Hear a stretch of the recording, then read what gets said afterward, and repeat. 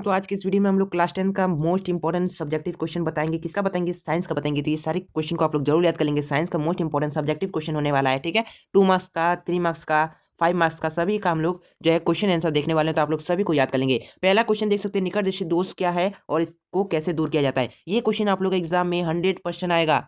ये चीज आप लोग ध्यान देंगे, 100% आप लोग एग्जाम में आएगा। एक तो निकट दृष्टि दोष या दूर दृष्टि दोष, दोनों केवल एक ही जैसा है, बस थोड़ा सा डेफिनेशन थोड़ा सा अलग होगा। बस आप लोग को याद कर लेना। देखिए, निकट दृष्टि दोष क्या होता है? देखिए, वह दृष्टि दोष जिसके कारण जो कोई व्यक्ति निकट की वस्तु को स्पष्ट रूप से देख सकता है, लेकिन देखिए दूर की वस्तु को स्पष्ट रूप से नहीं देख सकता है, उसी को हम लोग देखिए निकट दृष्टि दोष कहलाता है, ठीक है। इसका कारण क्या होता है? देखिए, नेत्र अभिनेत्र लेंस की वक्रता त्रिज्या अत्यधिक होना और देखिए नेत्र गोलक का लंबा हो जाना, ठीक है। और इसके उपचार में जो है हम लोग किस लेंस का प्रयोग करते हैं? अवतल लेंस का प्रयोग करते हैं, ठीक है। इस दोष को दूर करने के लिए हम लोग अवतल लेंस को चश्मे का प्रयोग करते हैं, ठीक है। और अगर यहीं पर अगर आप लोग का दूर दृष्टि दोष पूछता, बस कुछ नहीं करना है। दूर दृष्टि दोष में क्या होता है? दूर की वस्तु स्पष्ट रूप से दिखाई देती है, लेकिन निकट की वस्तु जो है आप लोग का स्पष्ट रूप से दिखाई नहीं देती है। बस दूर दृष्टि दोष में इतना ही करना है, ठीक है। और देखिए, दूर दृष्टि दोष में जो है नेत्र गोलक जो है लंबा नहीं छोटा हो जाता है, ठीक है। और दूर दृष्टि दोष का उपचार जो हम लोग किससे करते हैं? हम लोग उत्तल लेंस से करते हैं दूर दृष्टि दोष का। इसको याद कर लेंगे, ठीक है। नेक्स्ट आप लोग ये भी क्वेश्चन को जरूर कर लेंगे। देखिए, रासायनिक समीकरण को संतुलित करना क्यों जरूरी है, ठीक है, यानी आवश्यक क्यों है। तो ये देखिए, इसका जो आंसर यहाँ पर देख सकते हैं, ठीक है। इसको भी आप लोग को याद कर लेना है। देख सकते हैं, द्रव्यमान संरक्षण के नियम के अनुसार देखिए रासायनिक अभिक्रियाओं में देख सकते हैं अभिकारकों एवं उत्पाद के द्रव्यमान जो है समान होते हैं, इसीलिए अभिकारक एवं उत्पाद द्रव्यमान समान करने के लिए हम लोग देखिए समीकरण को संतुलित करना आवश्यक होता है। तो इसको आप लोग याद कर लेंगे, ज्यादा बड़ा डेफिनेशन नहीं। ये जो है आप लोग का 2 मार्क्स का क्वेश्चन में आता है, ठीक है। ये भी हमने जो बताया ना, ये भी हम लोग का 2 मार्क्स में आता है, लेकिन 5 मार्क्स में भी आ सकता है,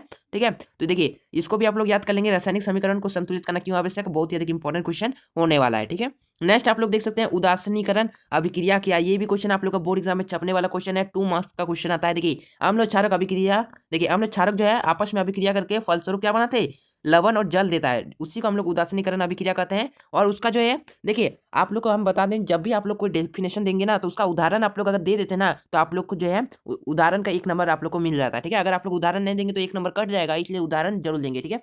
एक छोटा सा उदाहरण याद रखिए, यहाँ पर 2 उदाहरण दिया है ना, एक उदाहरण आप लोग को याद रख लेना है, ठीक है। देखिए, NaOH और प्लस में क्या बोल रहा है? HCl, ये दोनों आप लोग का ऐड होगा तो हम लोग का क्या बनता है उत्पाद में? देखिए NaCl और H2O, ठीक है। इसको आप लोग याद रख लीजिए, ये आप लोग का जो है उदासीनीकरण अभिक्रिया का उदाहरण हो जाएगा, ठीक है। जिसमें NaCl जो है हम लोग का लवण हो जाएगा और H2O हम लोग का जल हो जाएगा, ठीक है। तो इसको आप लोग याद जरूर कर लेंगे, उदासीनीकरण अभिक्रिया क्या है। इससे आप लोग का 2 मार्क्स जो है फिक्स होने वाला है, तो आप लोग याद जरूर कर लेंगे, ठीक है।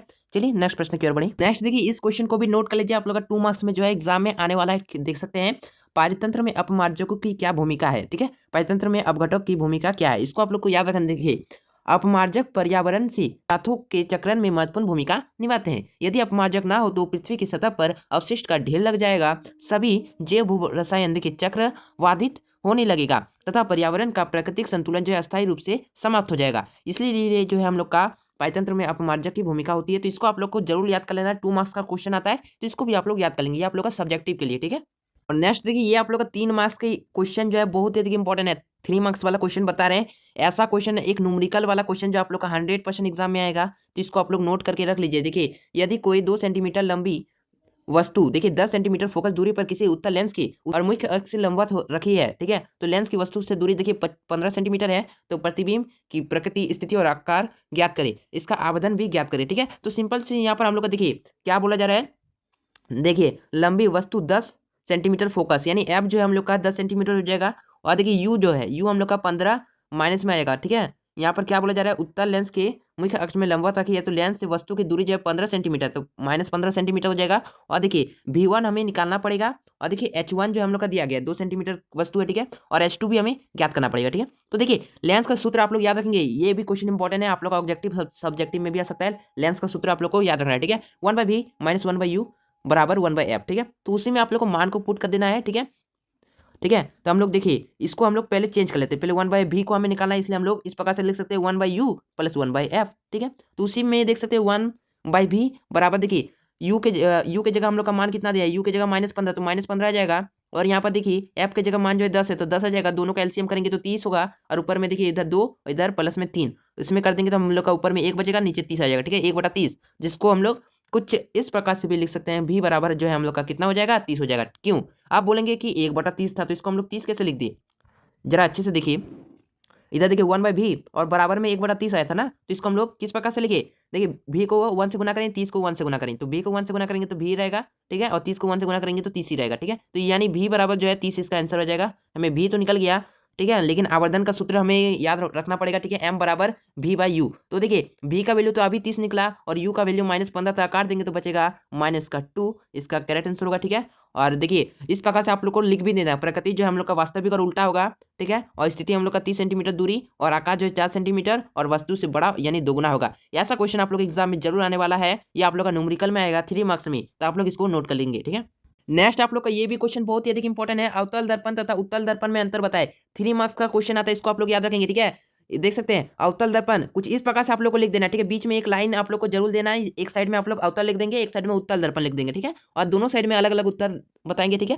जैसे ठीक है, देखिए अवतल दर्पण में यहाँ पर आप लोग को पहले पॉइंट में 1 2 3 भी लिख सकते हैं, ठीक है, जिसमें लिखेंगे इसमें परावर्तक सतह जो है धसी होती है, ऊपरी भाग पर पॉलिश किया रहता है, वास्तविक एवं आभासी दोनों प्रतिबिंब बनते हैं। और इसी साइड में आप लोग को इधर लिख देना है, देखिए उत्तल दर्पण में आप हमें क्या लिखना है, देखिए इसमें जो है परावर्तक सतह जो है ऊपरी होती है, और देखिए धसे भाग में पॉलिश किया रहता है और हमेशा आभासी प्रतिबिंब बनता है, ठीक है।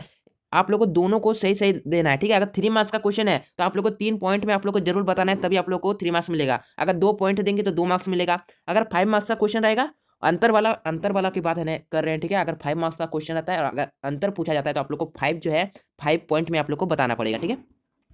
नेक्स्ट आप लोग देख सकते हैं, ये भी क्वेश्चन बहुत ही इंपॉर्टेंट है, तारे के टिमटिमाना टिमटिमाते हैं, तारे क्यों टिमटिमाते हैं, ठीक है। ये भी क्वेश्चन बहुत ही अधिक इंपॉर्टेंट है, 3 मार्क्स का क्वेश्चन आता है, तो इसको भी आप लोग याद रखेंगे। देखिए तारे का टिमटिमाहट उसके प्रकाश के वायुमंडलीय अपवर्तन, ठीक है, अपवर्तन के कारण होती है।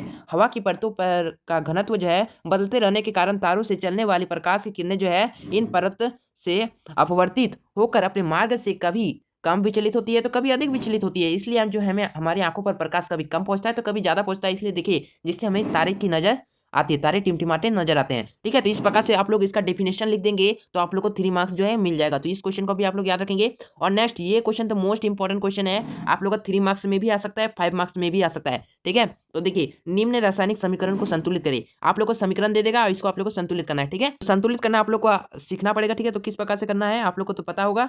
तो आप लोग देखिए इसका आंसर यहाँ पर आप लोग देख सकते हैं, हम यहाँ पर आप लोग को बता दें तो यहाँ पर आप लोग देख सकते हैं Na1 है और इस साइड देखिए Na2 है। तो यहाँ पर हमें क्या करना पड़ेगा, यहाँ पर जो है हमें 2 देना पड़ेगा, ठीक है। 2Na हो गया, इस साइड भी 2Na, और देखिए यहाँ पर O भी हम लोग का यहाँ पर कितना है, O यहाँ पर हम लोग को देखने को मिल रहा है, O हम लोग का 1 है लेकिन यहाँ पर 2 है, तो यहाँ पर भी हम 2 लगा देंगे तो N हम लोग का 4 हो जाएगा, यानी 4Na प्लस में यहाँ पर O2 और इस साइड भी O2, यानी बिल्कुल सही हो जाएगा। देख सकते हैं 4Na O2 और देख सकते हैं यहाँ पर बन क्या रहा है 2Na2O, ठीक है। तो इस प्रकार से आप लोग को संतुलित करना पड़ेगा, दोनों साइड में आप लोग को जो है मैच करना पड़ेगा एलिमेंट्स का नंबर, ठीक है, यानी दोनों साइड में आप लोग का बराबर होना चाहिए। इसलिए हम लोग का समीकरण को संतुलित करना आप लोग को बहुत ही अधिक इंपॉर्टेंट होने वाला है।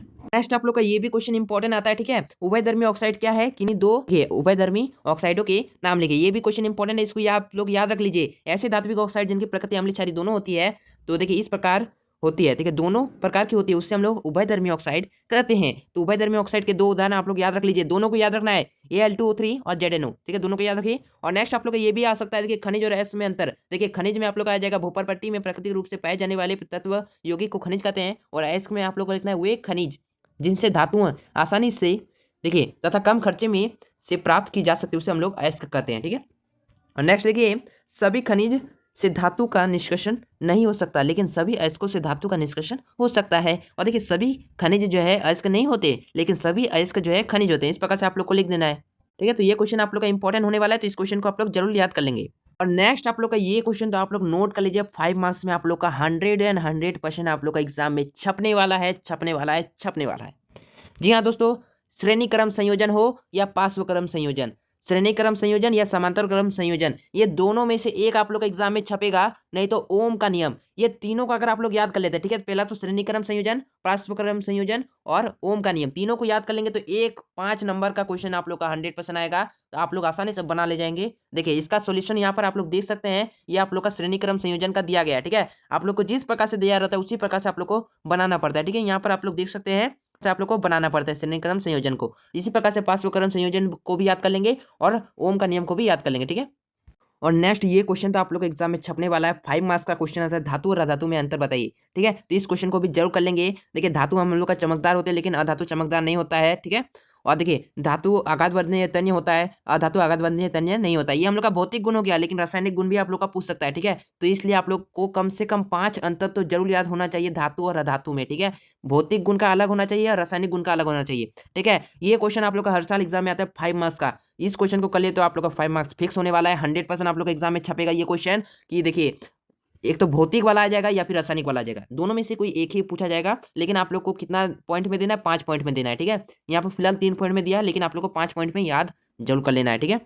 और देखिए रासायनिक वाला भी दिया है, देखिए धातु के ऑक्साइड, देखिए धातु जो है विद्युत धनात्मक होती है, लेकिन अधातु जो है विद्युत ऋणात्मक होती है। इस प्रकार से आप लोग जो है रासायनिक वाला को भी याद जरूर कर लेंगे, ठीक है। और नेक्स्ट ये भी क्वेश्चन इंपॉर्टेंट है, 5 मार्क्स आप लोग को फिक्स करके ले जाएगा। इस क्वेश्चन को भी कर लेंगे, समयवता किसे कहते हैं। देखिए समयवता जो देखिए ऐसे विभिन्न यौगिक जिनके अनुसूत्र समान होते हैं लेकिन संरचना सूत्र भिन्न भिन्न हो, रचनात्मक समन्वय तथा समन्वय कहलाते हैं, तथा इसी घटनाक्रम को जो है हम लोग समयवता कहते हैं। सिंपल सा क्वेश्चन है, इसको आप लोग याद करेंगे 5 मार्क्स फिक्स हो जाएगा। और यहाँ पर देखिए ब्यूटेन या पेंटेन के समन्वय के नाम लिखे। देखिए यहाँ पर आप लोग को यहाँ पर लिख देना है, देखिए पेंटेन का आप लोग को याद होना चाहिए C5H12 होता है, ठीक है। उसी प्रकार से यहाँ पर आप लोग को कम से कम देखिए कुछ इस प्रकार से आप लोग को बनाना पड़ता है। एक तो नॉर्मल पेंटेन, आइसोपेंटेन, नियोपेंटेन। देखिए ये फिगर आप लोग याद कर लीजिए, नॉर्मल पेंटेन में कुछ इस प्रकार से होता है और देखिए आइसोपेंटेन में कुछ इस प्रकार से होता है। बस आप लोग को एग्जाम में कुछ ऐसे ही बना देना है, आप लोग को 5 मार्क्स जो है फिक्स हो जाएगा, ठीक है। तो इस क्वेश्चन को आप लोग जरूर याद कर लेंगे, बहुत ही अधिक इंपॉर्टेंट आप लोग का होने वाला एग्जाम के लिए। समयवता किसे कहते हैं, और देखिए और पेंटेन के समन्वय को लिखे, ठीक है। ब्यूटेन वाला उतना नहीं पूछा जाता है, लेकिन पेंटेन वाला आप लोग जरूर याद कर लेंगे, C5H12, ठीक है। C5H12 वाला, ठीक है, जरूर याद कर लेंगे। ये आप लोग का जो है सब्जेक्टिव में बहुत ही बार पूछा गया है। नेक्स्ट अगर फिगर वाला बात करें, ये क्वेश्चन जो आप लोग का एग्जाम में फिक्स होने वाला है। ये क्वेश्चन आप लोग का प्रीवियस ईयर क्वेश्चन में भी पूछा जा चुका है, ठीक है। देखिए मानव पाचन तंत्र का निम्नांकित चित्र जो है आप लोग को बनाने को बोलता है। तो पहले तो आप लोग देखिए, अगर आप लोग को ड्राइंग नहीं आता फिर भी आप लोग को जो है ये क्वेश्चन कर लेना, ठीक है। इसमें कुछ लिखने की भी झंझट नहीं, केवल आप लोग को ड्राइंग बना देना है। और यहाँ पर देखिए जैसे यहाँ पर मुंह है तो यहाँ पर मुंह लिख देना है, गला में यहाँ पर ग्रासिका होता है तो ग्रासिका लिख देना है, ठीक है। यहाँ पर ज्यादा से ज्यादा आप लोग को लिखना है, ठीक है। जैसे आमाशय हो गया, क्षुद्रांत हो गया, ठीक है, बृहदांत हो गया। तो यहाँ पर इस प्रकार से आप लोग को यकृत, पित्त नली, इस प्रकार से आप लोग को जो है डायग्राम बनाकर आप लोग को केवल लिखना पड़ता है। इसी में आप लोग को 5 मार्क्स जो है मिल जाता है। तो इसलिए ऐसा क्वेश्चन को आप लोग को बिल्कुल भी छोड़ के नहीं आना है, ठीक है। आप लोग को फिगर भी बना देना है और यहाँ पर आप लोग को जो है अच्छे से बनाकर यहाँ पर लिख भी देना है, आप लोग को 5 मार्क्स मिल जाएगा, ठीक है। तो आज की वीडियो में इतना ही, हमने सारा सब्जेक्टिव क्वेश्चन आप लोग को बता दिया। नेक्स्ट और भी सब्जेक्टिव क्वेश्चन से रिलेटेड और भी वीडियो आएगा, तो उन सारी वीडियो को आप लोग जरूर देख लेंगे। और हमारे चैनल को अभी तक सब्सक्राइब नहीं किया तो क्या करें, सब्सक्राइब जरूर कर लेंगे। इसी प्रकार से आपका बोर्ड एग्जाम का और भी बेहतरीन तैयारी होगा। और इस वीडियो को लाइक करके अपना ज़्यादा से ज़्यादा दोस्तों को शेयर कर देंगे। जय हिंद, जय भारत, वंदे मातरम।